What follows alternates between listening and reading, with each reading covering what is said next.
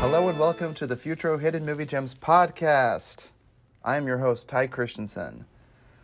Don't want to do an offensive stereotype of a Korean accent, so I won't even try to quote this movie. But we got Cameron Mickle on the pod. I only beat you up because I care about you. Nice. We've got Jordan Christensen. How can a detective be so bad at detecting? How can a detective be so bad at fighting? That's the other quote, right? Yeah. Yeah. Okay. And we've got Reagan, or me, if I said your last name right. Hi, it's actually Orm. But it's okay. Wait, I Orem, forgive like you. Orem, Utah? No, it's Orm. Orm. You're blowing It's my okay, mind right Ty. now. Orm? I forgive you. Okay. Orm. I'll never get over that last name. Yep. All right. Well, welcome to the podcast. Orm, that is a cool last name. Thanks. All right. So we are all here discussing Memories of Murder. This movie came out. I mean, holy cow, this movie came out. Okay, actually, I need to confirm this because I'm looking it up right now. Did this movie come out after? Is this more recent than... No, see, it says 2003. Zodiac was on 2007. iTunes? No, but right. But what I'm saying is movies like Prisoners and movies like... Anyway, whatever. We can get into all that. This movie came out in 2003, directed by Bong Joon-ho, who's done other great hits like Parasite that we reviewed on this podcast. And it was written by Bong Joon-ho and Kwang Rim Kim. And it stars Kang-ho Song, Kim Sang-kyung, Roha Kim, Jae-ho Song, Byun Hee-bong. Yeah, I'm done. And a I few can help others. you say those names. Yeah, go for it. Jeez, I'm looking at I can't pronounce any of them. But I got the detective, which Park Soo-do-man or whatever. I love this guy. This guy's amazing. He was in like all of Bong Joon-ho's films. You know, he was in Host. He was in Parasite. He's great. Holy cow, is he a great actor? Him. Is he one of my favorites? I Yes. think it's safe to say he's my Dude, favorite wait till Korean you actor see of all JSA, and he's got a couple other ones. Ty Thirst. Oh my gosh, dude, he's so good. time. JSA? Who's that? Joint Security Area. That's another one I'm gonna do eventually on the pod. Oh, it's a movie. Sorry, I was like, I thought you were referring to an actor, but is it the same guy? Is Yeah, that what you're saying? Reagan, you can always correct us if we're pronouncing things wrong here, because Yeah, I can say those names again, because I'm sorry, but you butchered them a little bit. good job, Ty. Oh, okay, Reagan. I couldn't even get your last name right. What makes you think I can get some Korean name right? Jeez. Hey, it's a good try, though. Do you want me to say them? I want to hear. Freak, yeah. Probably give some clarity to the audience listening here. Okay, so- What makes you the expert on Korean names? Is this your life passion? I served a church mission in Korea, and so I learned Holy Korean. shnikes. So Holy cow. that's why. That's amazing. So I lived there for some time, and I learned Korean, and then I also minored in Korean while at university, and so that's why I would say I'm a little bit of an expert when it comes to Korean, but can't say I'm 100% the best, but at least I can pronounce names. Hey, I got you beat for Spanish. Maybe. Hey, that's good. Which is, We have different which is a languages, phonetic and it's language. fine. I think a lot of people that speak English can actually speak Spanish. Okay, so yeah, if you want, go for it. I do know Bong Joon-ho, even if I'm saying that right or not with the correct No, you're saying accent his or name whatever or correct. pronunciation. No, you I did love a Bong good Joon-ho. job His films are there. great. So, But everyone else's name, when I look at it the first time, I get a panic attack because I'm like, oh, I can't pronounce this name. I would too if I didn't know Korean, so Yeah. you're good. But I do, so sit back, everybody. That's great. Yeah. Well, feel free. I don't know if you have the Okay. cast in front of you if you want So- to correct some of the names. So Bong Joon-ho was the director, and those who starred in the movie were Song Kang-ho, and then Kim Sang-kyung, and Kim Roy-ha, and then Park Hae-il, Byun Hee-bong, and yeah, those are the people that starred in the show. They were great actors and actresses. Love them. Yes. Wonderful. Yes. Yeah. So, what blew my mind, Jordan? I don't know if it was the iTunes account. I swear it said it came out in 2012. Well, Or, no, not 2012. that's when it was 2020. That's when it was released on iTunes. Oh my gosh! See, because my mind was blown. I was like, "How is this movie like more retro looking than Parasite?" And yet, it had all the elements that I loved about Parasite. I don't know. Oh, It- yes. It was blowing my mind, though, because I was like, no, because I was like, when is this set? I had to look it up because I was like, at the end of it, it's like 2003, and I was like, what? Like, okay, so like this took place in the 70s or 60s? Like, I was so confused, but I just had all that cleared up for me now. So the plot synopsis: in a small Korean province in 1986, two detectives struggle with a case of multiple young women being found raped and murdered by an unknown culprit. So we are going to get into it. What was it like watching this movie the first time, and what was it like rewatching it for the podcast? Let's start with you, Jordan. Oh, yes. So I saw this in the theaters, not when it first came out, because I was not into foreign films until just recently, unfortunately. But now my eyes have been opened to so many good films, like Bong Joon-ho's masterpieces. And I saw this in the theater because they re-released it in the theaters just recently, and they had an interview with Edgar Wright and Bong Joon-ho, and they kind of talked to each other back and forth for an hour.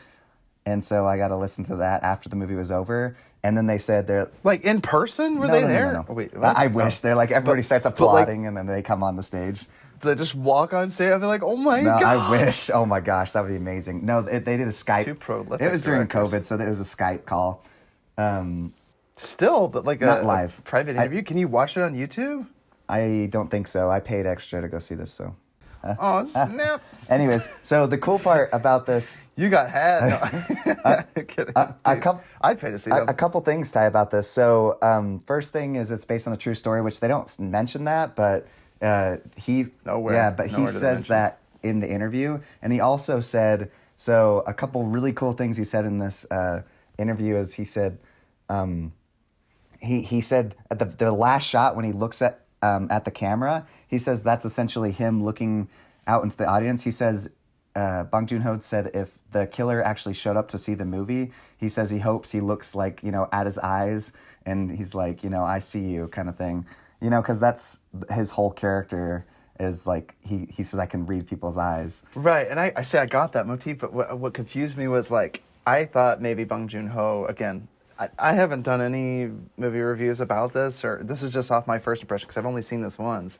I thought when he looked into my eyes that broke the fourth wall at the end, I was like, am I a sadistic killer? Is that what they're No. suggesting because I want to tune into movies like this? That was my only thought that I had, and I was like, No, that was because But- the killer was never caught, so that's why he was...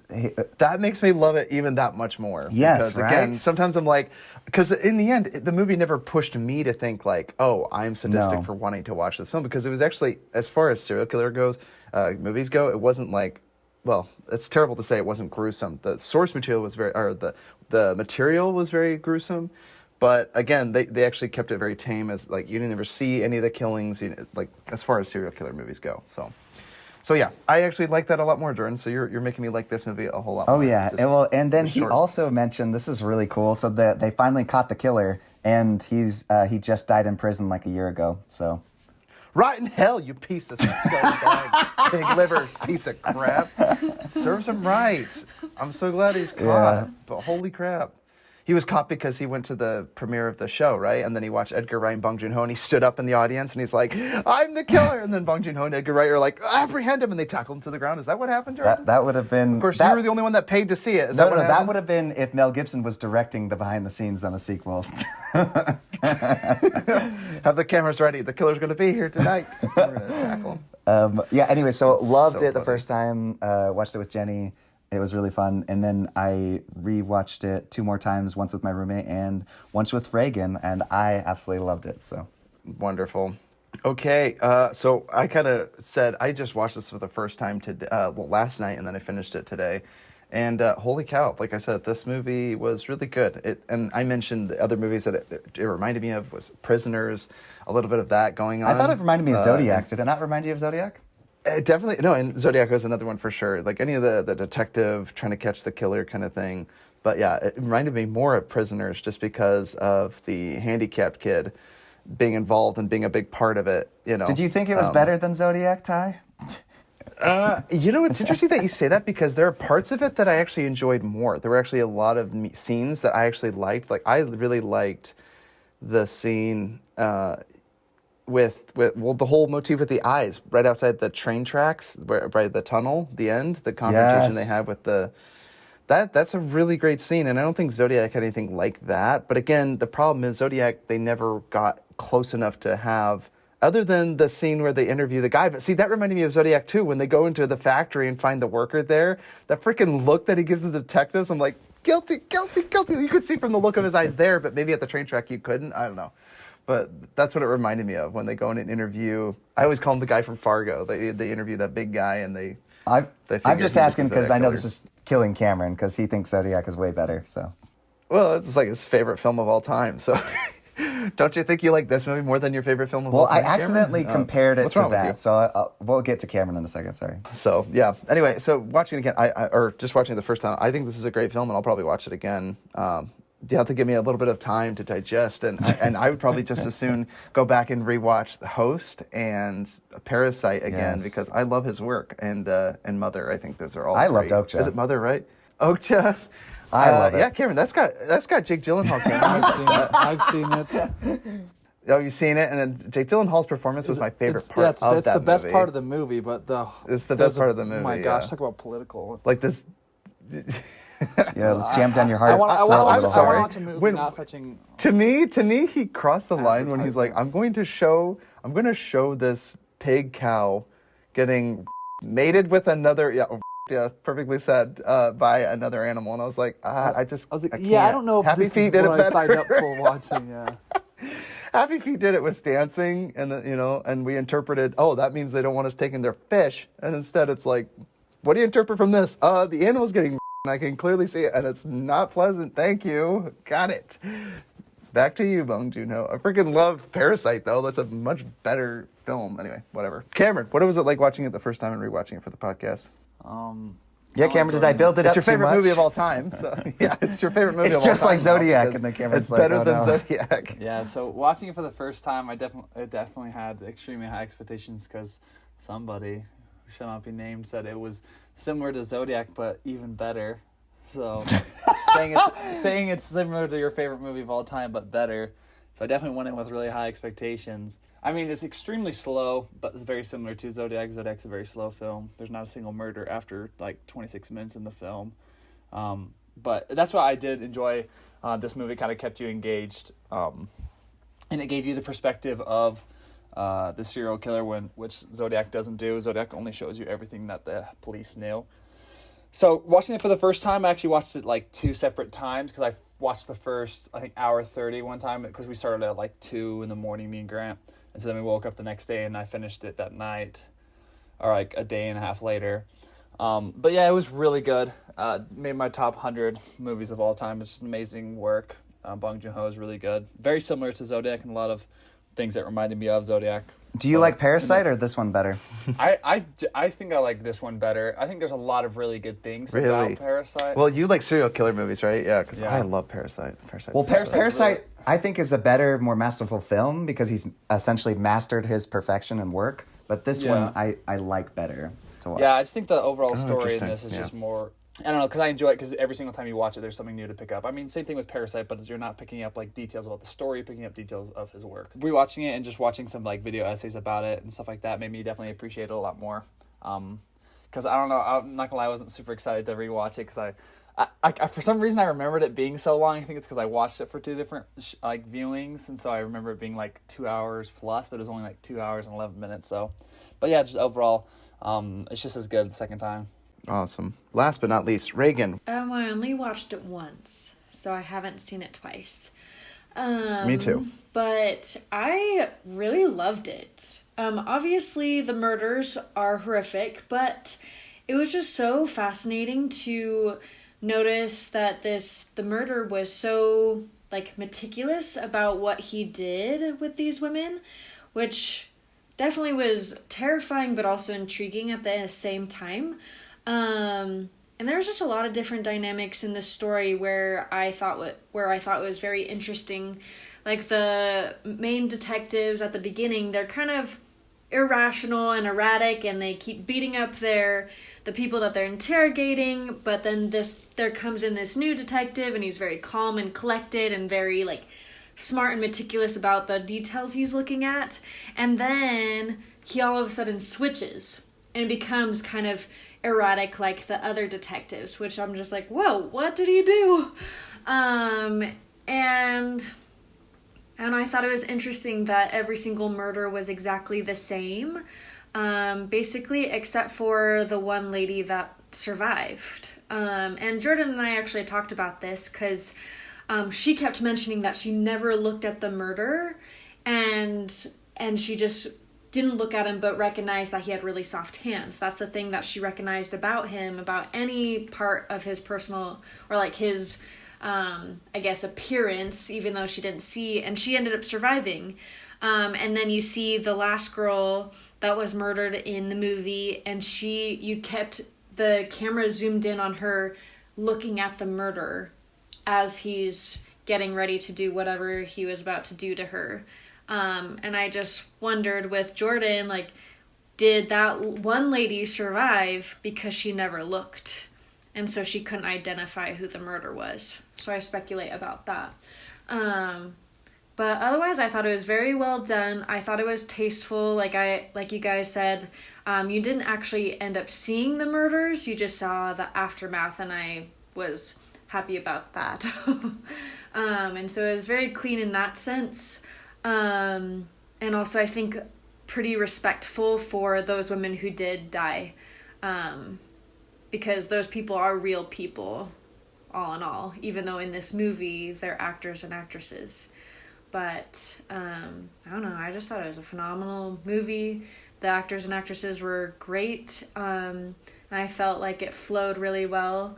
Yes, it was very slow, or it was slow, I guess, but I loved how there was a difference in cadence, if that makes sense. Like, it was slow, and then things would be in a rush, and then it'd slow down again, and then another rush, and all that stuff. And so, I don't know, I felt like there was a good pace when it, all in all, and when it came together. I thought it was a masterful piece.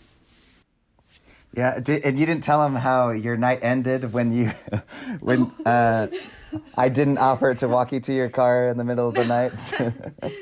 Yeah, I should have done that. So it ended up being rainy. It was raining that night as I walked out. Gosh. And I was wearing red.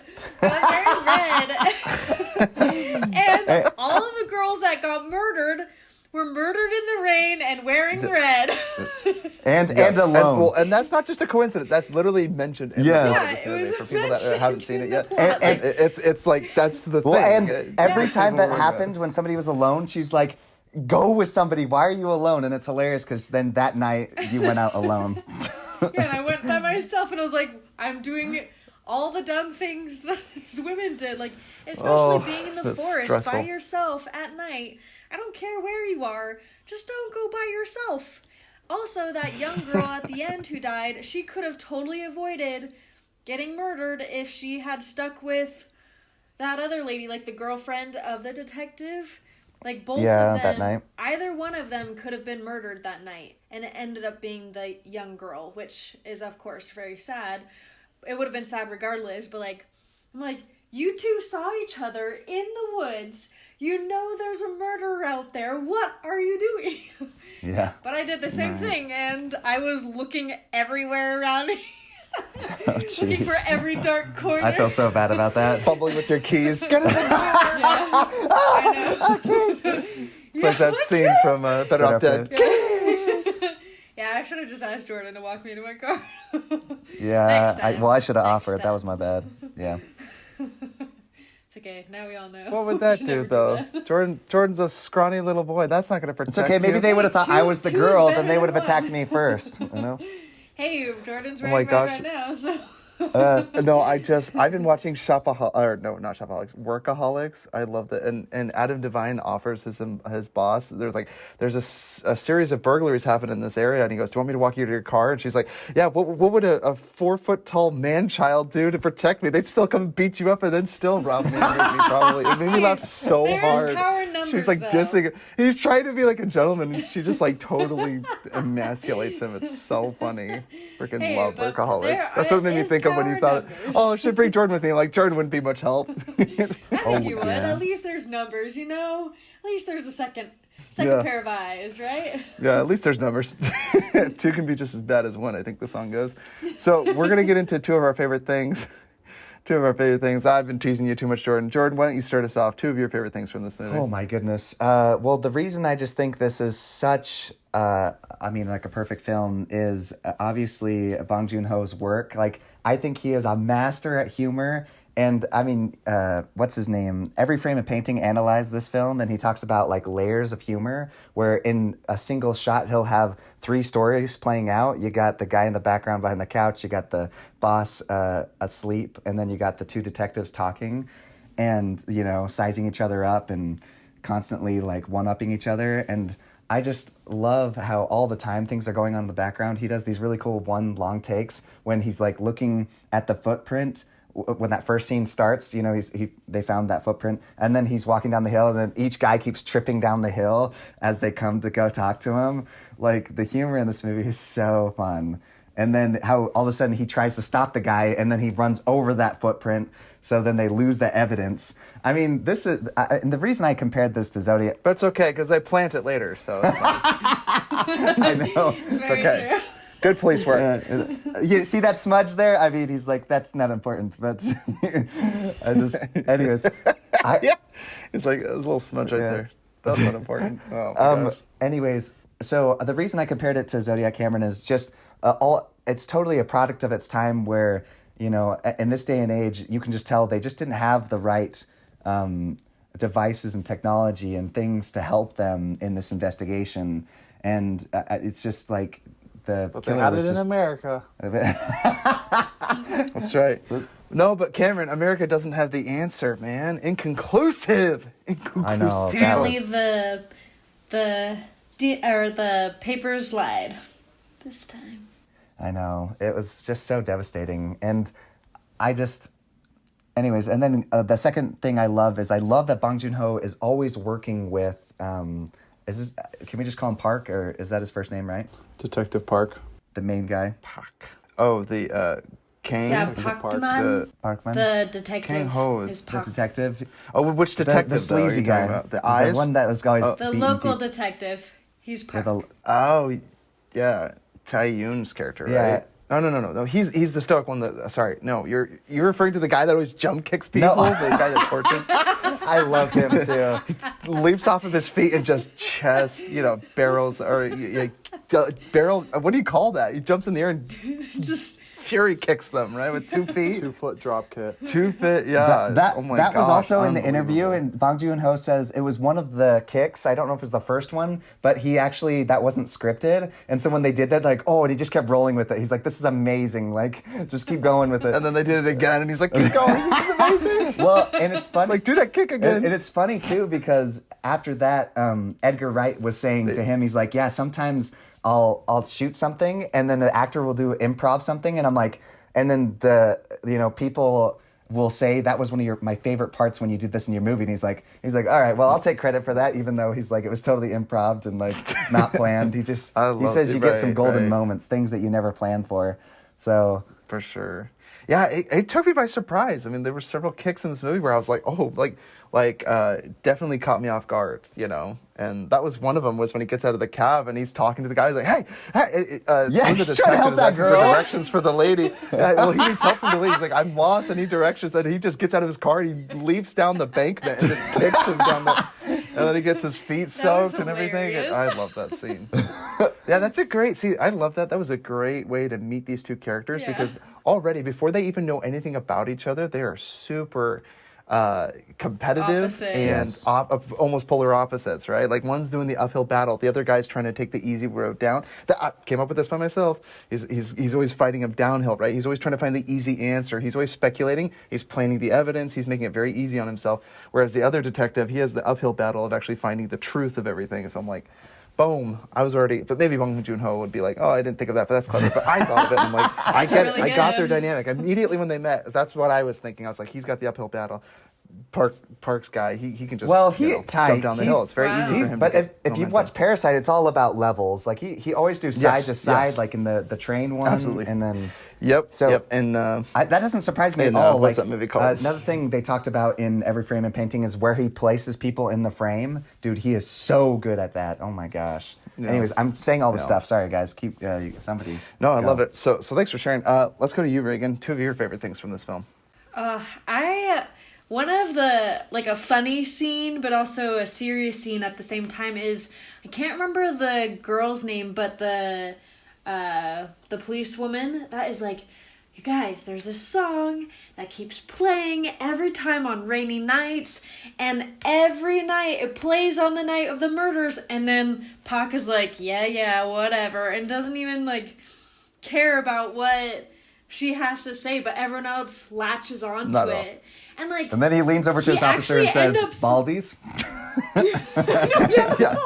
Hairless men, the Baldies. He talks about the monks, but so what are you gonna do? You're gonna pants everybody and stare at their and he's like going to the sauna. Yeah, the and he's sauna. like looking at all the men there. Oh my gosh, trying to find a hairless man. What a creep. Because the killer wasn't leaving any trace or evidence or hair behind, right? So he's like, my theory is that the guy's hairless down there. Yeah, I mean, it's a good observation. So but it's funny because Pac ends I up love that they wouldn't being even right. reimburse him for the sauna trips, though. They wouldn't even reimburse. He's like, I have to pay. Yeah, I can't even get reimbursed for the sauna trips. Hey, it's too nice to go to the saunas. That's why.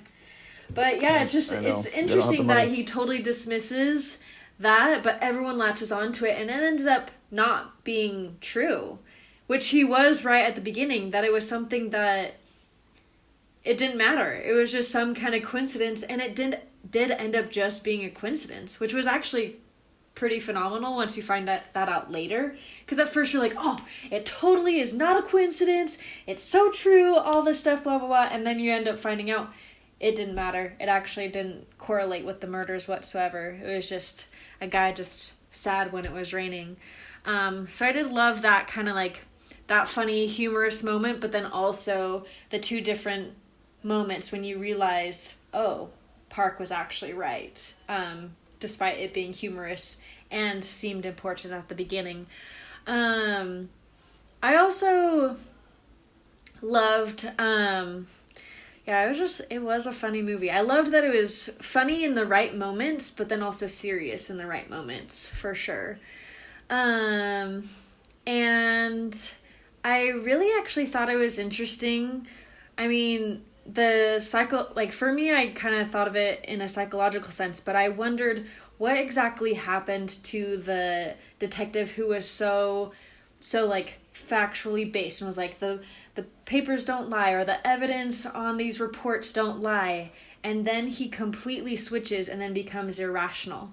And so I'm just curious as to what happened there and why did that happen. And so I actually really like that character dynamic where it's just a curious thing for me, and I like that because it makes me wonder and kind of want to figure out what exactly happened, what made this switch, and why is he all of a sudden so desperate, and starts attacking this last witness or last potential suspect, and what makes him go off his rocker, is it because he's so desperate because he just really wants to get rid of the killer, or is he desperate because he feels like the evidence isn't working anymore and it's working against him now, or what exactly happened there? Why did he lose his cool, and why isn't he still trusting the evidence? So I thought that was interesting. Excellent question. And in fact, that's actually one of the things that I was speculating most, because as I said at the beginning, I understood why they were opposites, but what was interesting is at the end, it was the detective that took the easy route and he goes back and he has to get haunted by it. The other one, we don't get to see what his after this incident. Again, his arc was completed by the train, but it's like, I would have loved a little reunion or something. Like, how is that poor guy coping? Because to me, my only thing was just that he went by the evidence and he went by the books and he did everything right. And even at the end, after doing everything right, he still couldn't get outside of his own powers, right? Like, because he did everything by the books. And then the U.S. is like, correct me if I'm wrong, I didn't pause it or read it, but I did see the word inconclusive. Did that just mean that they can't confirm nor deny, right? No, it said So that did it say it was a negative? It was It didn't match. Because I know it said it didn't match, but It said it didn't match, so What was it couldn't match him to. It said it couldn't definitively say he was the murderer. definitively say. So yeah. that was the word inconclusive that I saw, definitively say. So again, it was, okay, it didn't match their suspect. And again, that was to me, and so I don't know. I actually would speculate it was only just because after he'd done everything right, it was outside of his own power, outside of his own hands. Maybe Bong Joon-ho is saying something. I don't know what his relationship to the U.S. is. I mean, obviously he made Parasite, which actually became Best Picture back in 2019, was it?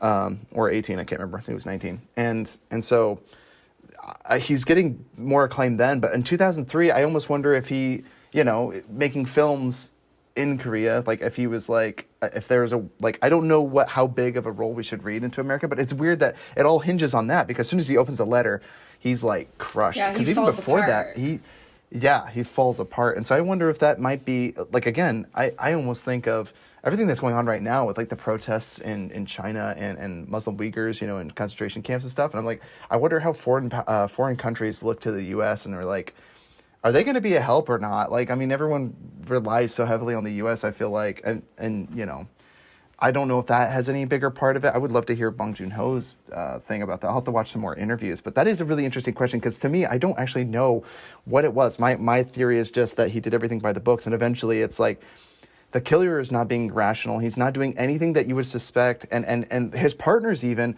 they're the ones that are literally causing all the trouble that he had to clean up. Like every single time they were arresting the guy, he's like, look at his hands. This guy has webbed hands. He couldn't have strangled that woman, Yeah. And he's the one that's like, cooler heads will prevail, and he's always been the calm one. At the very end, he snaps. And I don't know what the defining moment was, except the letter from the U.S. So Park at the end, he was the calm one. yes, So they yes, he switched tells him, roles, which is very interesting. So like the second detective, I wish I remembered his name, but like the But second what's sad detective is he only seems goes to crazy. he only seems to do it because when he's holding him by the face and he's like, I can read his eyes, and then he looks at him and he's like, I can't read anything, and then he just, what does he ask him? He's like, do you get up in the morning every day or something? Was that what he asked him there? I know he says that earlier in the film, but I yeah, he kept just calling asked him he's like, "Are you Park. even It's actually human?" Kang. Whoops, that's really embarrassing. Or Kang. Park. Is it Park Kang is or the Kang? name of the detective. Oh, Kang Park is is the name of the detective. Yeah, Park is the name of That's the why I detective. call Yeah, him by it's the same guy, Park. but yeah, we're referring to Kang. Yeah. Yeah. Yeah, so Pak is the cool one at the end, just because. But again, Yeah, his it's just character arc is interesting. completed by the fact that he always says, "I knew I could tell by his eyes," and he even wrongly. I love one of my favorite scenes is when they're at the quarry and he says, "I could tell by his eyes." And they found the guy was wearing underwear. He had spotted the underwear first, so he never proved that he could tell anything by the eyes. Yeah. I love that scene. That was one of my favorite because the detective starts to believe him, and he's like, maybe he does know something about his eyes. And at the Yes, end, and then- his facade is gone because he can't tell. And then he whether acts or all not the guy smug, actually tiny. did He's it. like He taking a couldn't do it. drink and looking at him like. Yeah, he takes the drink. He's acting like he's hot shiz. I think I love that. He's like, yeah, I knew it. I could tell by his That eyes. was That was a hilarious. great scene. That's a great scene, and I love that. And again, at the very end, his arc is completed because the facade is gone, and he's like, look, I'm a fraud. I can't do this. And he ends up even quitting his job. He gets a different job. I think it took a toll on him, and maybe he even lost his badge. I don't know, but. Given everything that his partner was doing, interrogating these, torturing their witnesses and getting them to confess to crimes that they didn't commit. Just figuring, we talk about police brutality. Holy cow. Like, I watched Stephen Avery Making a Murder on Netflix. This has nothing to do with they have nothing on this. No, Again, it is seriously. horrifying because do I believe that Steve Avery killed him? You heard it here first on the podcast. He definitely killed her, whatever her name was. Teresa Palmer was her name or something like that. Anyway, no, that's probably a different movie. I don't know. But No, you're Stephen right. Avery definitely Teresa did it. Palmer But and Avery. Teresa Palmer, right? Mm-hmm. Yeah. So, did you watch the Making a Murderer? I saw some of it, but I didn't finish it. What really upset me was that they spun it like he didn't do it, and then the cops planted evidence. The thing is, two things could be true at once. I think he definitely did do it, but the police still planted the evidence to get their guy, and that is still very scary. But they tried to spin it like he was a totally innocent person. And all watching this movie, did you Not think sure. it was the kid with the soft hands? Did you think it was him? I mean, I would say it is because the data came back inconclusive. I mean, if you have a corrupted sample, DNA sample, it could come back as a negative. It's happened before, which is weird if you think about it, because let's be real here. Like, I remember in the OJ trial, I watched The People versus OJ. I love these crime and law and everything, all this stuff. And it was so crazy is they literally were able to match his DNA and say it would be a 1 out of it was like a 6 billion chance that it was somebody else's footprint or fingerprint, which literally suggested that it is a match that you cannot say that this fingerprints belong to anybody else on Earth. It was the statistical average was more than the people that existed on planet Earth. So to pinpoint it, DNA literally said, this is your guy, and he still got acquitted, right? Because in the end, people that saw the glove that didn't fit, and they're like, oh, the glove didn't fit. But it's like, yes, the glove might have shrunken because of the moisture, and it doesn't matter. The fingerprint literally says the statistical average of this being someone else's fingerprint is greater than the total number of people living in the world. So you literally have the match. You have the guy's fingerprints. It matched OJ, and he still got off. That's what this would make me think of, Jordan. So you're saying, do I think that... wait, what was your question? I just wondered if you thought it was the kid with the soft hands, if you thought he was the one. Right. And again, I almost don't think it matters, if that makes sense. Because again, it's like his character arc was saying, I can tell based on this reason, right? It was looking into your eyes, I can tell. At the beginning, he's interrogating the guy, and you kind of get the sense that this guy is guilty, especially when he gives his account of the story. Yeah. But see, because I've seen the movie Prisoners before watching this, I was like, oh, he witnessed the thing. I totally called it, just so you know. I'm amazing. No, it's only because of Denis Villeneuve's movie Prisoners that I understood that this special needs guy witnessed the murder. I totally called it. Or he was like an accomplice to it. I totally knew when he was saying all that weird stuff on the mountain with them, when he was like relaying all the events. I'm like, oh, he witnessed it, but they're assuming that he's the one that perpetrated it, and he wasn't. He was a witness to it. And I totally called it when at the end they were like, so I was proud of that, but I still didn't see the ending where it was like, it's like the Zodiac, right? I mean, a real killer gets away, and we don't know who it is. And it's really stressful because these detectives do everything right. It'd be like the most stressful job on earth. I have so much empathy for detectives that have to deal with the disgusting things that these criminals do and killers do. And it's like, there appears to be no rhyme or reason except that, oh, it's raining and a song comes on. Like, it just activates the guy. So do I personally believe it? Yes, it was definitely the soft-handed kid. But does it really matter? No. Cameron, let's get to you. 2 of your favorite things, man. I think one of my favorite things is the transitions in this movie are like flawless. I think that's one thing that kind of keeps the film moving forward because it is a little bit slower of a film. And I feel like every transition, it kind of also adds the lighthearted comedic relief that's really necessary in this film because it's kind of heavy and dark. Yes. So I think that's what Bong Joon-ho does really good is each transition because like they'll say something like, oh, it was on a hill, and then it'll cut directly to him being on a hill. Like she was crying on a hill, cuts to him being on a hill, and I was like, oh, you got a letter, and then it cuts right to the lady reading the letter. So I think there's a lot of things that like, because then it kind of makes you like laugh and like kind of forget about how terrible everything is in the moment. Or in like he's talking to the little girl, and she's like, oh, I think it was near the girl's bathroom. Have you checked out the girl's bathroom? He's like, does it look like I have time for that? And then it cuts to him checking out the girl's bathroom. That was a good one. Going to the outhouse, right? Yeah. And another good cut, Cameron, I love that I didn't catch the first time, was when he's in the house, when he first breaks into his house, grabs him and throws him, and all of a sudden he throws him right onto the train track. It's just like a really cool transition. He's so good at him. Yeah, so like... Yeah, well, it's interesting that you say that too, because there's also another scene where Pac's character is literally talking, and he's like, how do you know that? And then it cuts to them back at the station, and he continues the conversation immediately. But it's like, technically, if you're thinking about it, that's a good trick to do as a moviegoer, because it's like, okay, we went from one location to the next, and they needed to be there so the girl could relay the information from the radio.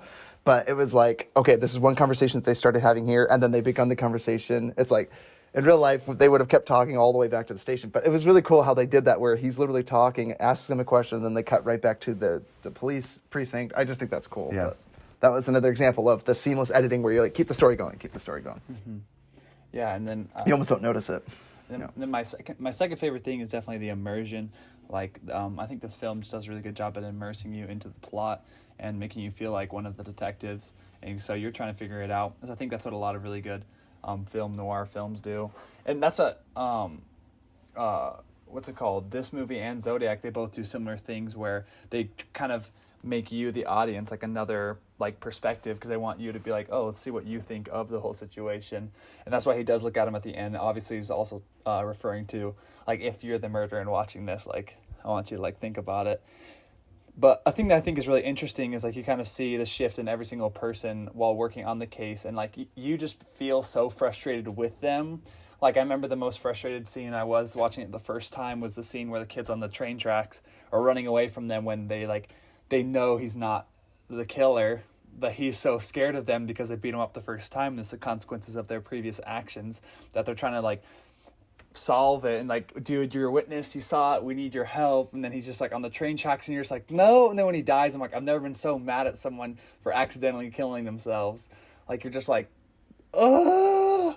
And you just feel for the detectives, or, like, the one person who saw the murder, knew exactly what happened, and saw the guy is dead. And so, like, you just feel very, like, frustrated in all of the things. So I feel like the film just really does a really good job of that. Oh, it's great. So do you guys have any nitpicks? I was just going to mention the police brutality and planning evidence. Like, oh gosh, like, it makes Pac a very irredeemable character. Yes. Like at first I actually despised him, which was weird because I was like, I know I'm probably going to learn to like this guy because I love him from Parasite, and even then he's a deplorable character in that one. I'm like, this guy's amazing. Like, he's probably one of the greatest anti-heroes from Korea, honestly. Yes. Like, or from Bong Joon-ho's films at least. But I'm like, he is so good at, like again, I do feel for him. He's, like, very sad, doesn't take care of himself. He has somebody else taking care of him because he just doesn't feed himself. He doesn't get enough sleep. I can't remember what his line was, but he said something about, like, what detective sleeps, right? Yeah. Like, what detective can get rest? I'm like, jeez, like, such a taxing job. But again, it's no excuse for his behavior, where he literally abuses their witnesses, he plants evidence, he has crazy theories, and he fights with the other detective that comes to help him in town, right? The Seo Tae-yoon guy. That's his detective. But I call him the cool, level-headed detective. I just love that girl so like fights him. panicking. She keeps, like, looking over her shoulder and, like, running faster away from him, and she trips, and he's, like, trying to help her. Oh my gosh! Wait.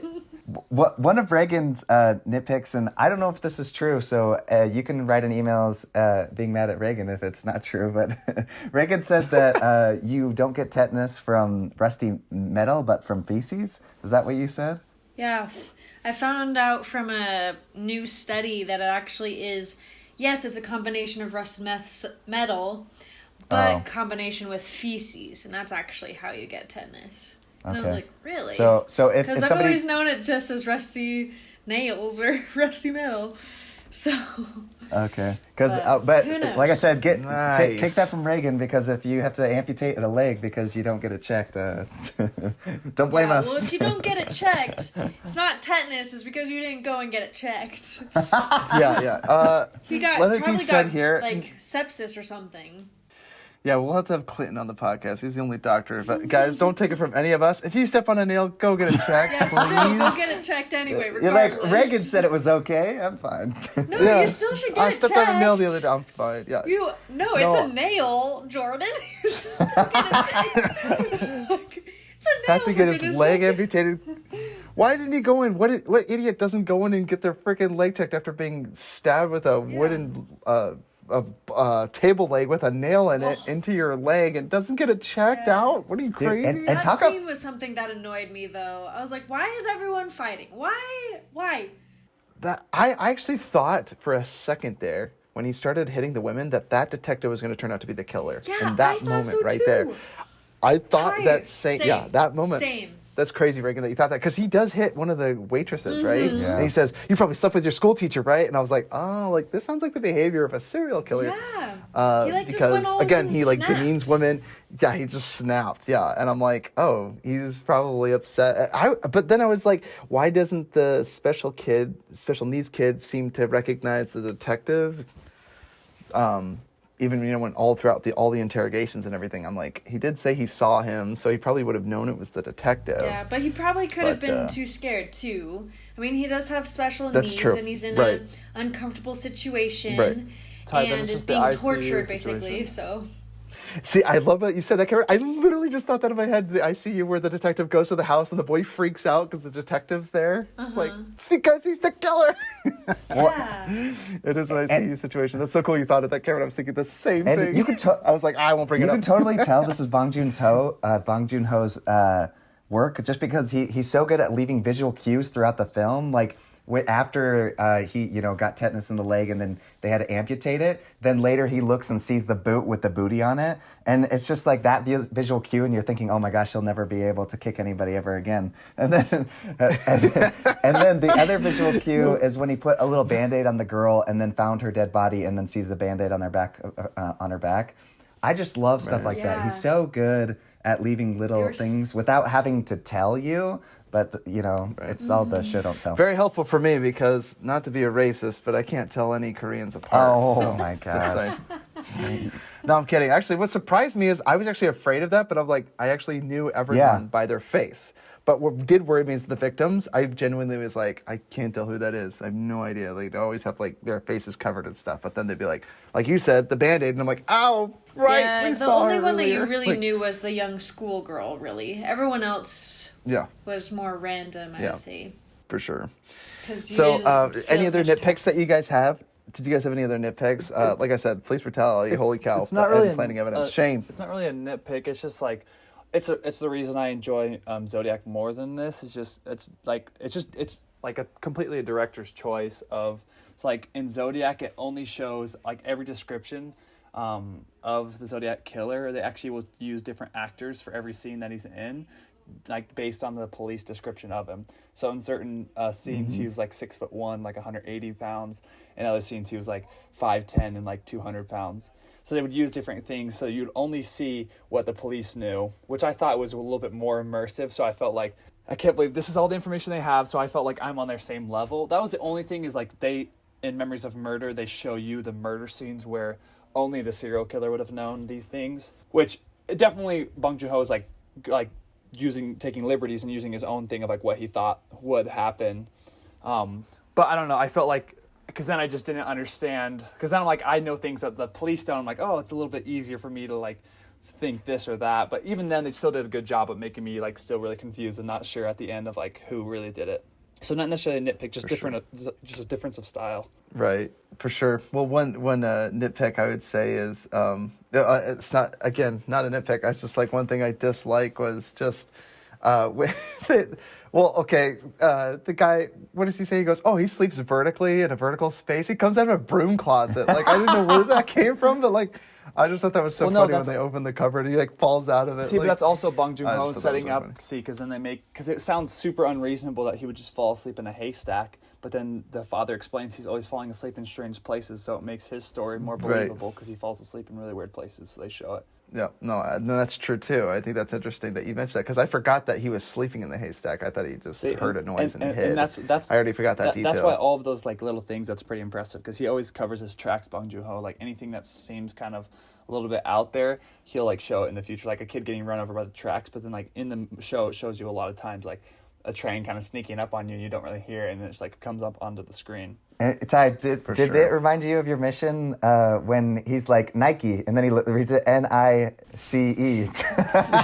Nice shoes. Nice shoes. Yeah. There's so many knockoffs when you go out of the country. Yeah. He's like, hey, because he used his sneakers to plant the evidence, and then he gives him sneakers because they smelled bad. He referenced that early in the film, and then he like tries to make it up for him because they tortured the poor boy, and then he gives him these shoes, and he's like, I brought you some new shoes. They're Nike, and they're like, oh, that's great. And then he's like, nice. They're like, if you're gonna buy him shoes at all, at least buy him the good stuff. I thought that was so funny. Nice shoes, nice. Oh my gosh, that's so funny. I wrote that down too.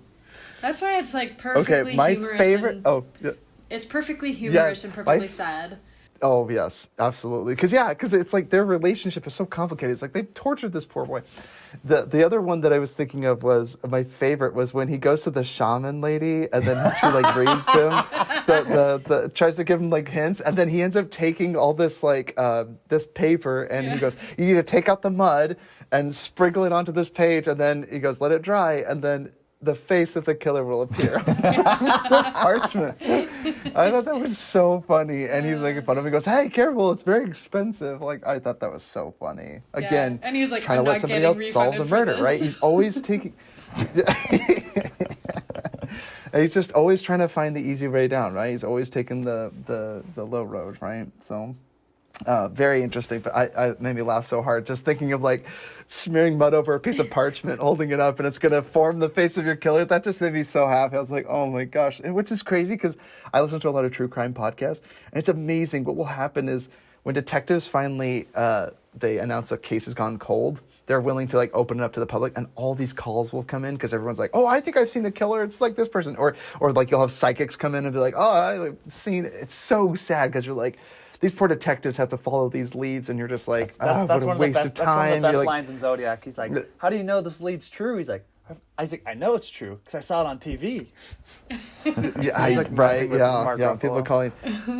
I know, and it's so stressful to me. So yeah, watching that, it did just make me laugh because it was literally the detective that sought the lady out, trying to find some easy way out of finding his killer. So I thought that was so funny. And it's so bonkers. He's pour muddy water on a piece of parchment, and it's gonna magically form the face of your killer. It's like ridiculous. Hey, might as well try everything, right? Yeah, try everything. Everything was failing, might as well try that. He already went to the sauna and found all the hairless men there, and none of them seemed to fit the profile. So, what could be more What could be more humiliating than that? Do we have any other quotes? Oh, that's great. Yeah. Oh, yeah. So let's get right into quotes. Does anyone have any other quotes from the movie? It's hard because again, with foreign films, I always feel bad because I can never do impressions of them, but I do. I really liked the conversation that he has with the little schoolgirl at the very end when he goes hunched down, looks into the little canal along the side of the road, and she's like, was there something in there? And he's like, no, something happened here once. And she's like, that's so strange because the band came here earlier, and he was looking for the same thing. Was it yesterday or something like that? Like she said the other day or something. I don't even know if she said yesterday, but she's like, he said the same thing, but he said that something happened here. And he wanted to think on it or something. And that scene is just so freaking stressful because, again, the whole movie, the killer doesn't get caught. And then the detective goes back, he's trying to move on from this new life that he has, a sales job or whatever he's doing. He let the detective work behind, but he stopped by the crime scene. And some schoolgirl literally is like, oh, this person came here and was like, this spot is very significant because it was the freaking killer. Is that look at the end too, him realizing like the kid he had wasn't the killer? Is that what he was realizing, do you think? No, because she said he looked ordinary, and that kid was a good-looking kid, right? That's what I took from it. Yeah. I think he took from it that it definitely wasn't the guy. But again, he looks into the... See, it's so weird because to me, he looks at the fourth wall, and like you said, it could be... It's Bong Joon-ho saying, like, I'm looking at you, killer. I could look into your eyes, and I'll know who you are. So I kind of looked at it as a threat from Bong Joon-ho saying, you scumbag, I know you're out there, and if I were to find you and meet you, I would know it's you. That's what I interpreted as. But it is interesting to think that he does look off to the side once at first, and he almost seems to be like thinking and recollecting. You're right, though, because they said he's just plain, so he's not particularly handsome. But I'll be honest, that guy, he reminded me so much of like a Korean Paul Dano. He reminded me so much of Paul Dano, especially from Prisoners, obviously. But his part in that movie, I was like, that's freaking Paul Dano as a Korean. Yeah, I don't know what else to make of that, but just I read ordinary. somewhere that it said the film ends as Park, realizing the truth, looks straight at the camera, seemingly using his eye contact method to spot the killer among the audience. Oh, cool. And so Right. he's So using yeah. his So that's eyes, done. you know? Right. Because again, he says, if I looked in your eyes, I'd be able to determine what you are. So maybe he gets that gift. He never lost it. But he realized that the guy that he found at the end was not the true killer because he was too good looking. Because apparently the real murder was plain or just ordinary.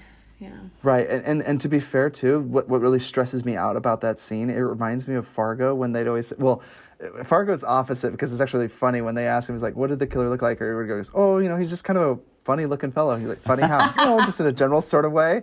Love that because they mentioned it like 2 or 3 times in the movie, but this one is almost more stressful because it's like, basically there's no identifying characteristics of this guy. You're not going to find him. Like in a sea of faces, it's like, oh, he's the normal one. It's like, what? Like how on earth? Like that's to me, that's the most hopeless case in which you can be in. See, like some detectives, I remember learning this on a true crime podcast. I don't even know if it's true.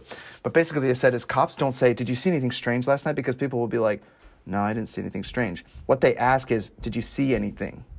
Because people don't realize mundane facts and observations that you make in a day actually might lead to finding what they need to find out. Like the detectives don't ask you, did you see anything strange? Because you might be like, no, I didn't see anything strange. There's just everyday occurrences. But it's like, no. Did you see anything is what they ask you. And they ask you because you might be like, oh, well, there was this one person walking with somebody. Oh, who were those two people? What time was that at? Like, that might be the details that they need. But if you say, did you see anything strange? People are like, I didn't see a cloaked man in a mask, attacking someone, right? Like, that's what they think of. So they say, did you see anything? And that's what it made me think of when he's just like, he was just playing. It's so stressful because you're like, there's no key identifying characteristics. And she just saw the guy. So it's like, maybe if I had a photo of the different people, right? That's what I was thinking. It's like, if he had a photo, could you be like, was this the guy that came by, right? It could have been the beautiful hands man or whatever, right? Well, he had no scars or no identifying feature. And plus also, Koreans, they really do look pretty similar to each other. And so there's not much difference in between them. I mean, eventually as you get used to being with them and spending time with them, you do see the noticeable differences. But with Korea being like the way it is, like, there's like, well, like, it's just ordinary. You're like, great, so is everyone else. Like, awesome. Like, there's nothing, no defining feature, and so that's really hard for sure. For sure. So do we recommend this movie? Yes. With the heck yes. The caveat though that it is a serial killer movie, so I mean there are certain things that come with that. And there's a few scenes to probably be avoided. So thanks, Jordan, for avoiding them. Yes. Yeah, I did skip over a few scenes. So for sure. Very, very graphic. In fact, one of the things that I thought was really interesting, even the poster for it has that like creepy figure. I thought that was going to play a bigger part, but I thought it was interesting. It was like turn yourself in or rotten hell forever you come back. And I was like, yeah, awesome. Like we should have more of those, scarecrows up and out. Like, but yeah, this movie, man, I recommend it. It's good. It's dark. It's sad. It's just the movie for you, listener. Cameron, how about you? Would you recommend it? Yeah, for sure. Definitely isn't better than Zodiac, though. Yeah, ride or die by Zodiac, Cameron. Awesome. Well, everybody, thanks for tuning in. We end every movie podcast by sharing movies that we've seen lately and movies that we're looking forward to seeing. Reagan, do you want to share with us what you've seen lately? Yeah, before you dip out. I'm trying to think of what I've seen recently. Don't worry. And see, this is why we say recently, because it's like, you could lie for all we know. You saw a movie 2 years ago. How would we know if you watched it last night? I love Hunt for the Wilder People, and I did see that recently. Phenomenal movie. Love Great that movie. One. Totally recommend that one too. Didn't choose the Skug's life. The Skug's life chose me. Anything you're looking forward to before we wrap up? Me? Yes. Sorry, Or just anyone? Oh, what am I looking forward to? Any movies you're looking forward to? Do not speak unless spoken to, Reagan. Sorry. Well, there is a movie coming out, and I saw the trailer for it, and I'm spacing on what it is, and I'm super excited about it. But the Snyder Cut. Wait, real quick. Remember. Describe describe the emotion or what you remember seeing. Because if you can't remember the title, that makes it even better. I don't remember anything. I just remember there's a new movie coming out. You're like, and I'm like, oh, that looks so good. I want to see it. I saw a trailer, and it stirred an emotion inside of me, and I'm like, I should go see it. And then I couldn't remember anything about the trailer after I saw it. Love it. Yes. I know, so bad. I'm in the middle of getting grades in and such, and so that's hard for me to remember anything besides that right now. It's bad. But I'm actually trying to look it up if I can figure it out, but I can't figure it out. So trailers that I watched lately. I'm looking forward to whatever movie this is that is coming out. It seems like it's pretty good. Whatever it is. Yeah, there's this thing called trailers. They play like little snippets of movies that are coming out. They're great. Can't remember any of them, but I'm super excited. I think it's a movie coming out in May. And then when she remembers, like, and then I'll just cut the podcast right before she says the title. Oh, I found it, and then beep.